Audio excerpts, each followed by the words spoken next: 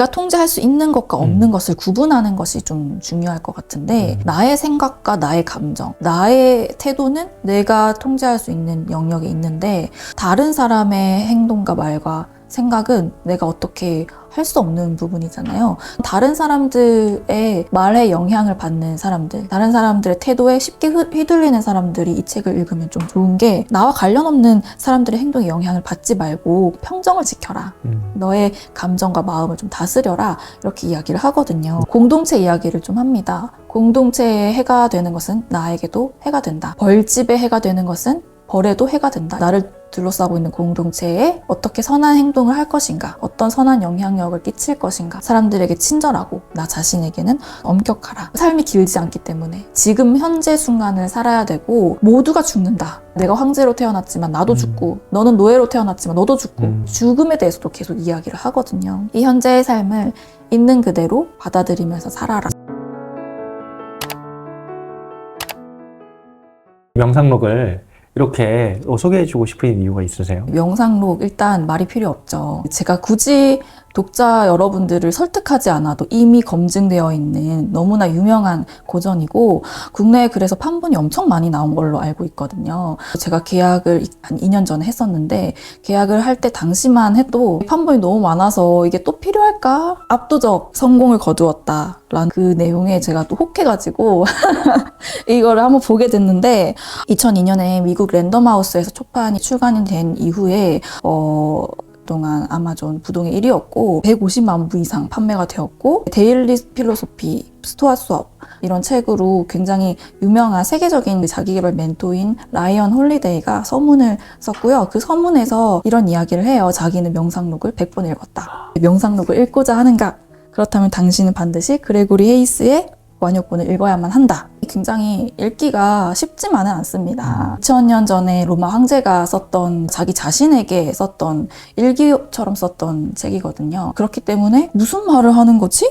이게 무슨 의미지? 라고 생각을 하면서 읽다 보면 약간 미궁으로 빠질 수가 있어요. 그런데 앞부분에 거의 90쪽 가까이를 할애해서 이 그레고리 헤이스 고전학과 교수 엄청나게 상세하고 또 자세하고 친절하게 설명을 하고 있습니다. 어려울 수 있는 부분들을 좀 해소해주는 이 시점에 나와야겠다 그런 생각이 들어서 계약을 하게 되었습니다. 그럼 계약하고 한 2년 정도가 지나서 책이 나온 거잖아요. 책 되게 이뻐 보이는데 디자인에 신경을 많이 쓰셨다고. 그레고리 헤이스의 해제가 있고 라이언 홀리데이의 서문이 있기 때문에 읽어야 된다라고도 하셨는데 다른 강점이 있다면 뭐가 있을까요? 정말 디자인에 공을 많이 들였습니다. 사실 고전의 경우에 소장을 많이 하시잖아요. 그냥 책에 이렇게 꽂아놓고 책장이 진열되어 있고 집에 있는 것만으로도 예쁘고 마음이 산뜻해지는 느낌이 들어서 사시는 분들 있을 텐데 책 컬렉팅을 많이 하거든요. 근데 이제 그렇게 하기에 예쁜 표지가 없다라는 아쉬움이 항상 있었어요. 예쁘게 만들어보자. 그래서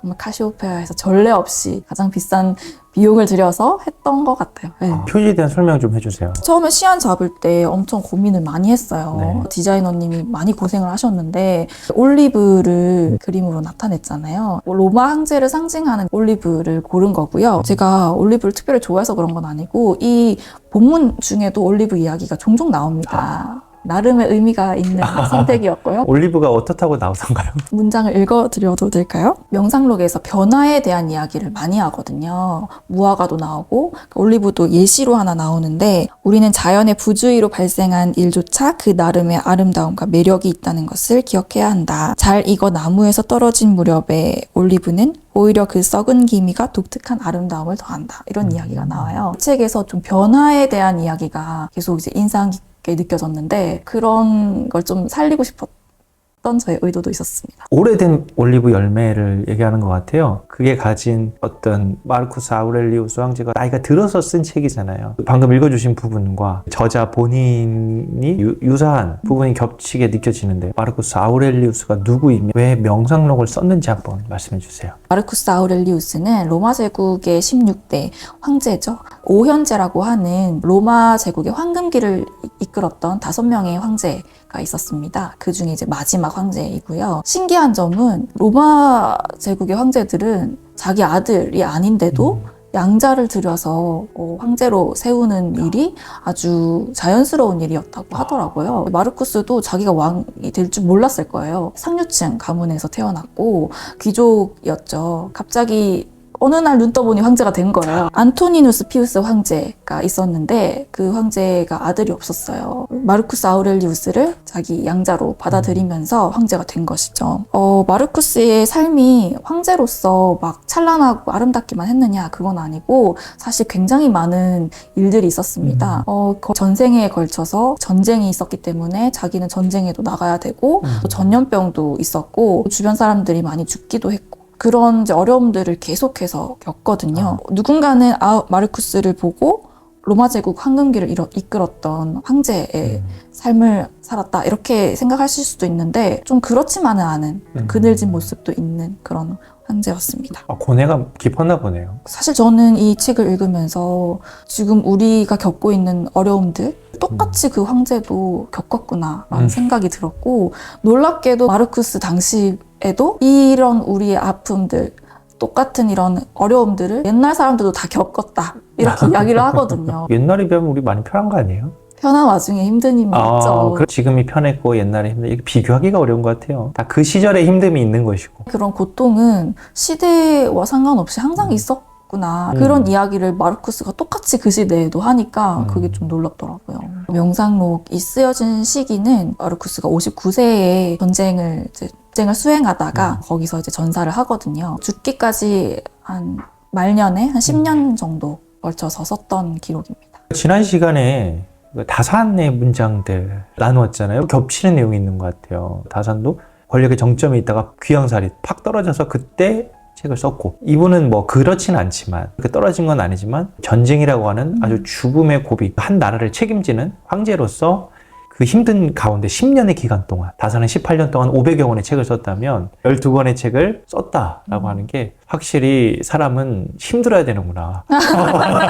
힘들 때 뭔가가 나오지 않나. 이 책은 좀 힘든 사람이 읽으면 공감이 될까요? 힘든 사람이 읽으면 좋긴 하죠. 아침에 일어나기 싫을 때 우리 출근하기 싫고 그럴 때 있잖아요. 그 이야기를 합니다. 아침에 일어나기 싫을 때 잘 생각해봐라. 네가 왜 태어났냐. 네가 태어난 것이 이불을 뒤집고 그렇게 편안하게 자기 위함이냐. 일어나라. 그런 이야기를 하거든요. Get up. 오. 네. 그리고 좀 삶의 변화가 필요하신 분들 있잖아요. 변화 필요하기도 하고 또 변화를 맞이하신 분들. 내가 이런 인생의 큰 변화를 겪고 있는데 너무 갑작스러워서 두렵다라든지 어떻게 해야 될지 모르겠다 이런 분들에게 좀 뼈 때리는 조언을 해요. 이 세상이 다 변화하고 있는데 변화가 왜 두렵냐 이런 이야기를 또 하기도 하거든요. 이 책 자체가 충고, 지시, 설득, 뼈 때리는 얘기, 일상생활의 스트레스 혼란에 맞서서 생각할 수 있는 영적 수행 이런 문구들도 있고. 근데 이 책이 자기계발서인가요? 철학서인가요? 어떤 책이라고 생각하세요? 누군가를 독자를 상정하고 누군가에게 말해주고 싶은 그런 이야기를 쓴 게 아니에요. 자신에게 자기가 여러 가지 고통들과 또 여러 가지 힘든 일들을 겪었잖아요. 그런 와중에 틈틈이 자기 생각을 기록하면서 이렇게 살아야지, 어떤 것이 바르게 사는 거지? 이런 것들을 계속 끊임없이 스스로에게 물어보거든요. 삶의 본질에 대해서 인생이란 무엇이고 어떻게 살아야 되고 사람들은 어떻게 상대해야 되고 이런 이야기를 합니다. 그런 면에서 영적 수행, 자기계발 그런 특징들을 가지고 있죠. 그래서 어떤 독자는 명상록을 두고 자기계발서 뭐 수십 권 수백 권 읽을 필요 없다. 이 한 권이면 된다. 이렇게 이야기를 하기도 하거든요. 이렇게 해라.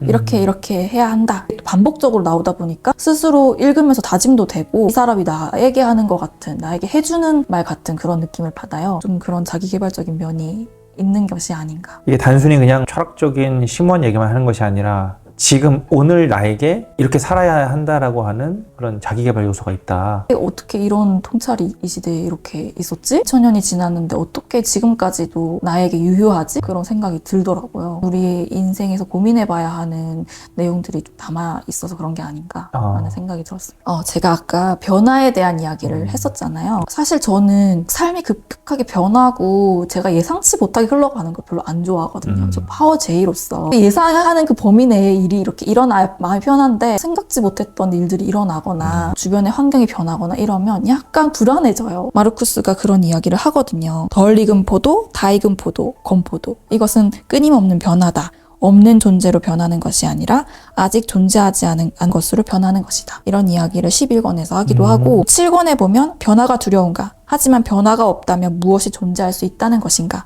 자연의 본질에 더 가까운 것은 무엇이란 말인가? 장작을 태우지 않고 그대로 둔 채 뜨거운 물로 목욕할 수 있는가? 음식의 형태를 바꾸지 않은 채 먹을 수 있는가? 변화 없이 중요한 과정이 일어날 수 있는가? 이렇게 이제 이야기를 해요. 그래서 이 부분을 읽으면서 맞아. 인생의 큰 변화는 일어날 수밖에 없는 일이지라고 생각을 하면서 받아들이게 되는? 받아들인다. 파워 J로서 계획이 틀어져도 네네. 뭐 그런 건가요?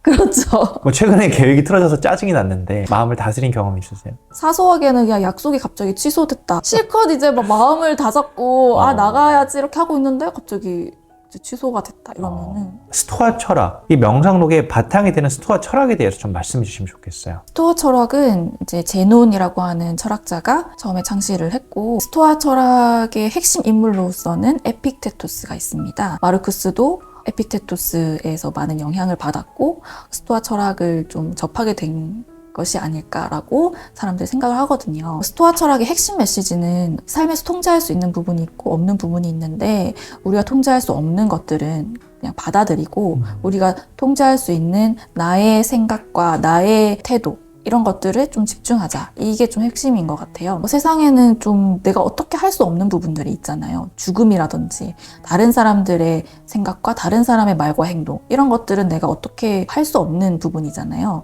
그런 것들에 너무 내가 집중을 하면서 내가 지금 해야 하는 일들을 하지 못하고 돌아볼 수 있는 철학이 아닌가 싶습니다. 내가 지금 해야 될 일을 잘 못 찾고 있을 때 삶의 설계도라는 말이 있어요. 로고스라고도 표현하던데, 그 로고스라는 우주의 법칙과 내가 해야 되는 일과 좀 어떤 연관이 있을까요? 우리가 자연의 순리대로 살 것, 자연에 따라 살 것, 이런 이야기들을 계속 하거든요. 여기서 자연에 따라서 살아라, 이 로고스, 이성의 질서대로 살아라 라고 이야기를 하는 건데, 이 이성적 질서라는 것은 자연스럽게 일어나는 일들 있잖아요. 인생을 살다 보면 때마다 맞이하게 되는 그런 순간들, 자연스럽게 맞이하는 거? 약속이 취소가 됐어요. 좀 자연스러운 건가요? 어떻게 생각하세요? 그건 모르겠습니다. 스토아 철학의 입장에서, 로고스의 관점에서는 그 약속이 취소됐다는 걸 어떻게 해석할 수 있을까요? 우리가 막 어떤 일이 생겼을 때 화가 나기도 하고 짜증나고 그렇잖아요. 흔들리는 감정, 이런 것들을 절제하는 방법을 가르쳐 주거든요. 굳이 화를 낼 필요가 없다. 일단 기본적으로 내가 만나는 사람들이 나에게 친절하게 대하는 것을 당연하다고 생각하지 않습니다. 사람들은 원래 그래. 옛날부터 악이 있었어. 원래 세상은 그런 거야. 이런 이야기를 좀 많이 합니다. 원래 세상이 그런 건가요? 그렇더라고요. 잘 들으시기 바랍니다. 괜찮답니다. 아닙니다. 약속 많이 취소해 주세요. 네. 취소해서는 안 되지만 취소하게 돼도 이해할 수는 있다. 그럼요. 이게 성경과의 유사점도 꽤 있다. 로고스가 이제 요한복음 1장 1절에 태초에 말씀이 있었다 라고 했을 때 그 말씀이 로고스로 알고 있거든요. 그레고리우스의 해제도 그 내용이 포함되어 있고, 그러니까 신의 섭리다. 철학적으로 봤을 때는 신의 섭리이기도 하지만 그게 전부는 아니다. 인간의 의지가 개입될 여지가 있다. 그래서 철학인 거잖아요. 신학은 전적으로 믿는 거고, 철학은 그런 부분도 있지만 그럼에도 불구하고 인간의 자발성, 주체적인 의지가 있다. 명상록에서 이야기하는 신이라고 하는 존재가 기독교에서 말하는 그 신을 이야기하는 것은 아닙니다. 그리스 로마 신화에서 이야기하는 제우스라든지 그때 당시에 여러 가지 신들 언급하긴 하거든요. 그 스토아 철학에서 이야기하는 모든 사건은 로고스에 따라 결정되고 끊을 수 없는 인과관계를 따른다. 인간이 움직이는 마차에 묶인 개와 같은 그런 상황이다. 개가 마차에 이제 함께 달리는 것을 거부하면 마차에 끌려가겠지만, 똑같은 상황에서 달릴 것인지 끌려갈 것인지를 선택하는 그 결정권, 그 선택권이 여전히 개에게 있다고 이야기를 합니다. 마찬가지로 인간의 그런 행동도 자신의 선택과 행동에 책임을 질 수 있고, 내가 이 똑같은 상황에서 어떻게 받아들일 것인가에 대한 문제는 나의 자유의지다 라고 이야기를 하거든요. 그런 의미에서 봤을 때는 종교와 철학과 그런 것들이 좀 맞닿아 있는 부분이긴 하죠. 하지만 마르쿠스에게 기독교가 그렇게 큰 의미는 아니었어요. 여기 해제에 의하면 그때 당시에는 전쟁이 더 급했기 때문에 계속 전쟁이 있고 계속 전염병이 있고, 그게 더 급한 과제가 아니었나. 종교와 철학을 넘나드는 그런 책이라는 느낌을 많이 받았어요. 요즘에는 명상이 뭐 불교나 요가 쪽에서 많이 하는 얘기지만, 원래 이 메디테이션이라고 하는 말이 카톨릭에서 나왔다고 알고 있습니다. 오늘날에는 명상이 그냥 앉아서 참선하는 이런 걸로 알고 있지만 원래 명상이라고 하는 또는 메디테이션이라고 하는 기원은 이 시대 때부터 원래 쓰여졌던 말이었다. 이 독자들이 그 명상록에 대해서 정리가 될 것 같다는 생각이 좀 들기는 했습니다. 프랑스의 고대 철학자 피에르 아도가 명상록을 통해서 지각, 행동, 의지라는 세 가지 교훈을 세 가지로 훈련할 수 있다고 했는데 이 세 가지에서 한번 말씀해 주시면 좋을 것 같아요. 앞부분에 이런 이야기가 나와요. 어디에서나 매 순간 너에게는 다음과 같은 선택권이 있다. 현재 상황을 겸허하게 받아들이는 것, 현재 가치 있는 사람에게 마땅한 대우를 하는 것, 현재 드는 생각에 불합리한 면이 끼어들지 않도록 신중하게 접근하는 것. 이렇게 세 가지를 이야기하거든요. 그게 바로 지각행동의지 말하는 것 같은데 사실 이게 스토아 철학에서 말하는 핵심적인 내용이라고 볼 수 있을 것 같아요. 지금 나에게 일어난 상황을 겸허하게 받아들이려는 의지, 곁에 있는 사람들에게 마땅한 대우를 해주려는 행동, 그리고 나에게 어떤 불합리한 생각이 들지 않도록 신중하게 지각하는 것, 훈련할 수 있다. 이 세 가지 훈련에 대한 훌륭한 교본이 된다. 명상록이 그렇게 이야기를 하거든요. 자기계발적인 면도 사실 있습니다. 명상록의 핵심 메시지에 대해서 부분 한번 언급해 주시면 좋을 것 같습니다. 내가 통제할 수 있는 것과 없는 것을 구분하는 것이 좀 중요할 것 같은데 나의 생각과 나의 감정, 나의 태도는 내가 통제할 수 있는 영역에 있는데 다른 사람의 행동과 말과 생각은 내가 어떻게 할 수 없는 부분이잖아요. 다른 사람들의 말에 영향을 받는 사람들, 다른 사람들의 태도에 쉽게 휘둘리는 사람들이 이 책을 읽으면 좀 좋은 게 나와 관련 없는 사람들의 행동에 영향을 받지 말고 평정을 지켜라. 너의 감정과 마음을 좀 다스려라. 이렇게 이야기를 하거든요. 공동체 이야기를 좀 합니다. 공동체에 해가 되는 것은 나에게도 해가 된다. 벌집에 해가 되는 것은 벌에도 해가 된다. 이런 이야기를 해요. 나를 둘러싸고 있는 공동체에 어떻게 선한 행동을 할 것인가, 어떤 선한 영향력을 끼칠 것인가 이런 이야기도 하거든요. 사람들에게 친절하고 나 자신에게는 엄격하라. 삶이 길지 않기 때문에 지금 현재 순간을 살아야 되고 모두가 죽는다. 내가 황제로 태어났지만 나도 죽고 너는 노예로 태어났지만 너도 죽고 죽음에 대해서도 계속 이야기를 하거든요. 이 현재의 삶을 있는 그대로 받아들이면서 살아라. 제 1권에 이제 감사함에 대해서 쭉 이야기를 한단 말이에요. 1권부터 감사함을 실었던 이유는 이러저러한 그 다양한 인생들이 있지만 우리는 다 배울 수 있고 모든 일에 지금 당연한 건 없고 다 감사해야 한다. 이런 이야기를 전하고 싶었던 게 아닌가. 요즘 뭐가 좀 감사하세요? 저는 이렇게 초대해 주셔서 영상을 찍을 수 있는 게 좀 감사하고요. 이렇게 또 조명도 켜주시고 공동체에 선한 영향력을 준다 하셨는데 지금 이렇게 영상을 찍는 것도 우리 출판사라고 하는 공동체 유튜브 생태계 속에 좋은 컨텐츠를 제공해 주는 거잖아요. 내부 사람들에게는 뭔가 긍정적 자극을 주는 부분도 있고 당신도 할 수 있어요. 당신도 할 수 있습니다. 나도 하는데 왜 못해요? 묘면님이니까 하시는 거예요. 통제할 수 없는 것을 통제하려 하지 말라. 그런 게 있으셨어요? 이건 내가 통제할 수 없다. 힘들었던 경험이 있으신가요? 만나고 있는 사람들 중에서 내가 보고 싶지 않지만 봐야 하는 사람들이 있을 수 있잖아요. 보기 싫은데 봐야 하는 사람들. 지금 저보고 말씀하시는 저를 딱 눈을 아닙니다. 다른 거 말씀하실 때는 시선을 피하시더니 이거 말씀하시니 저를 눈을 딱 쳐다보고 말씀하시니까 보기 싫지만 어쨌든 내가 봐야만 하는 그런 사람들이 있잖아요. 그 사람들이 저를 화나게 하거나 저에 대해서 잘 모르지만 이런저런 이야기를 한다거나 그럴 수 있잖아요. 그런데 이제 마르쿠스는 그런 이야기를 하거든요. 거기에 화를 내지 말고 거기에 감정을 쏟지 말고 그런 말을 하는 사람들한테 뭐가 잘못됐는지 일러주라. 그렇게만 이야기를 하거든요. 어떤 사람이 뭔가 잘못된 행동을 하거나 나에게 뭔가 안 좋은 이야기를, 듣기 싫은 이야기를 한다고 하면 거기에 대해서 내가 화를 내는 것이 아니라 네가 하는 그런 말과 행동이 뭐가 잘못되었고 어떤 부분에서 틀렸는지를 그냥 가르쳐주면 된다. 이렇게 이야기를 하거든요. 근데 그렇게 함으로써 공동체에 좀 더 유익한 방향으로 가려고 했던 게 아닌가. 굉장히 말은 쉬운데 우리가 그 사람의 그 짜증나는 정말 싫은 모습을 화를 안 내면서 담담하게 얘기해준다? 잘 되지는 않죠. 하지만 그것도 훈련인 것 같아요. 계속 그렇게 연습을 해야 될 것 같아요. 제 1권부터 12권까지 비슷한 내용들이 반복해서 나올 때가 많은데 계속 반복해서 같은 이야기를 하는 것도 그냥 계속 똑같은 이야기를 나 자신에게 되새기면서 마음 훈련을 하는 것이 아닌가. 마르쿠스 자기 자신이 스스로에게 계속 반복되는 이야기를 하면서 이렇게 마음 훈련을 한 것이 아닌가. 그래서 그 책을 읽는 독자들도 읽으면서 맞아 하면서 자기 절제를 하는 훈련을 할 수 있지 않나. 실제로 좀 삶에 영향을 미쳤나요? 사실 마르쿠스가 정말 프로 자기 개발러입니다. 아니 황제까지 올라갔는데 뭐 자기가 황제가 될 거라고 생각도 못했겠지만 어느 날 갑자기 눈 떠보니 황제가 되었는데 취해서 살 수도 있잖아요. 자기의 영광에 빠져서 살 수도 있는데 그러지 않고 자기 앞에 놓여져 있는 상황들을 겸허히 받아들이고 마음을 통제하려고 하고 그런 절제된 삶을 살려고 하는 그 모습이 로마 황제도 저렇게 살았는데 라는 생각이 좀 들면서 아주 배울 점이 많더라고요. 그래서 사람은 죽을 때까지 훈련하면서 자기 마음을 다스리면서 살아야 되는구나. 가장 좋았던 부분, 기억에 남는 문장들을 꼽아주시면 좋겠고. 마르쿠스가 말장난을 되게 잘하고 약간 비꼬는 투도 얘기를 잘 하거든요. 이런 이야기가 있어요. 이권에 영혼이여 그렇게 계속 네 품위를 떨어뜨려라. 하지만 곧 네가 존엄해질 수 있는 기회도 사라질 것이다. 모든 사람은 한 번의 삶을 얻을 뿐이다. 네 삶은 거의 끝나가고 있지만 네 자신을 존중하지 않고 네 자신의 행복을 다른 사람들의 영혼에 맡겨버리고 말았구나. 이렇게 이야기를 하거든요. 그렇게 살지 말라는 거 아니에요? 너 그렇게 살아봐. 너 평생 그렇게 살다가 결국 후회하게 될 거야. 그렇게 살아. 그래서 읽으면서 약간 이거 내 얘기인가?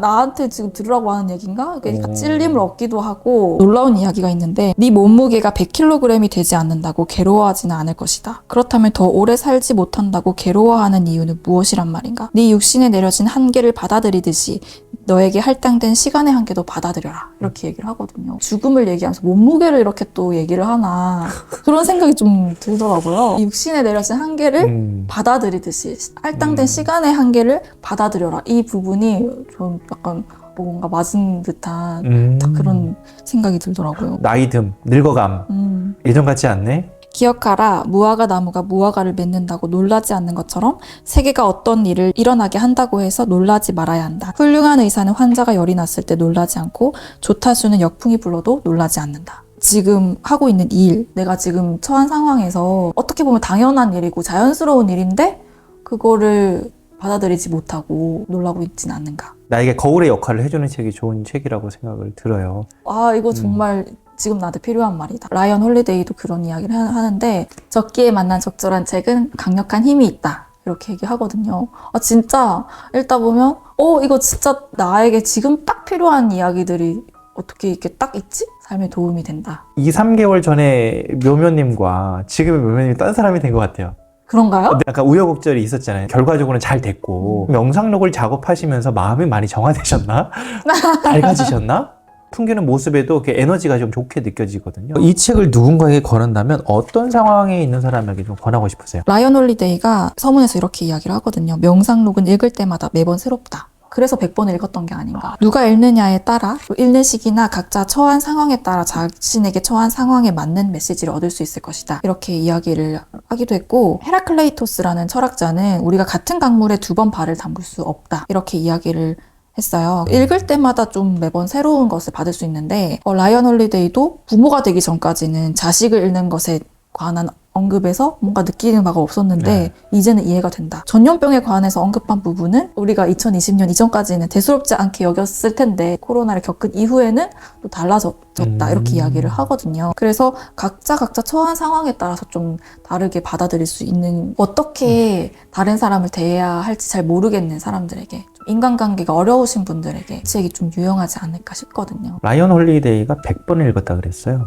한 20년 기간 동안 100번을 읽었으면 1년에 몇 번을 읽은 거죠? 앞으로 이 책을 몇 번이나 읽으실 것 같아요? 저는 책장에 꽂아두고 좀 두고두고 꺼내 읽을 것 같아요. 정말 좋은 책은 내가 필요할 때 한 번씩 이렇게 찾아서 읽을 때마다 좀 도움이 된다고 생각하거든요. 어떻게 인생을 살아가야 하나 그 지혜를 알려주는 책인 것 같아요. 제가 감정에 잘 휘둘려요. 감정이 앞설 때가 많은데 그거를 좀 다스리게 해주는 마음 훈련의 역할을 해주는 책이다. 뇌 생각의 출현 쓰신 뇌과학자이신 박문호 박사님도 명상록을 추천하시면서 이런 이야기를 하셨거든요. 얼음이 얼어붙은 다뉴브 강가에서 그가 일기처럼 썼던 자기 내면의 기록을 마주선 순간 나도 모르게 울컥했다. 마음이 흔들릴 때 반드시 이 책을 읽기를 권한다. 마음이 흔들리는 사람들한테 이 책이 좀 강력한 힘이 있지 않나. 제3권 2에 이런 말이 있습니다. 우리는 자연의 부주의로 발생하는 일조차 그 나름의 아름다움과 매력이 있다는 것을 기억해야 한다. 화덕에서 빵이 구워질 때 윗부분이 부풀어 터지는데 그 터진 부분은 빵을 굽는 과정에서 생기는 뜻하지 않은 결과일 뿐이지만 어떻게 보면 기분 좋은 것이다. 그 이유는 알지 못한 채 우리의 식욕을 자극하기 때문이다. 그러면서 무화과 얘기도 이렇게 하는데 제가 그래서 표지를 이걸로 올리브로 선택을 하게 된 거고요. 일상에 대한 이야기가 많이 나오거든요. 자연스러운 아름다움. 마르쿠스가 그런 면에서 시인처럼 산 것 같다. 표현들이 좀 풍부해요. 2권 17에서 삶은 전쟁이고 고향에서 멀리 떠난 여행 이렇게 표현을 하거든요. 멀리 떠난 여행이었다 이렇게 표현하는 부분들이나 자연에 대한 언급들 이런 걸 봤을 때 마르쿠스도 알고 보면 엄청 감성적인 사람이고 이걸 자연을 노래할 줄 아는 사람이지 않았을까? 수천 년이 흘렀어도 사람이 삶을 살아가는 방법에는 변함이 없거든요. 진짜 내 마음 같지 않게 삶이 흘러갈 때, 불안할 때, 괴로울 때 머리맡에 두고 꺼내 읽었으면 좋겠습니다. 서문에서 대단히 진정성 있고 진심이 느껴지고 때로는 안타까울 정도로 진지하기 때문에 의도치 않게 우리에게 직접 말하는 듯해서 우리가 겪는 흔한 문제를 해결하는 데 도움을 주는 효과가 있다. 이렇게 삶의 여러 가지 문제들 해결해 줄 수 있지 않을까. 작게나마 도움이 되지 않을까. 감사합니다.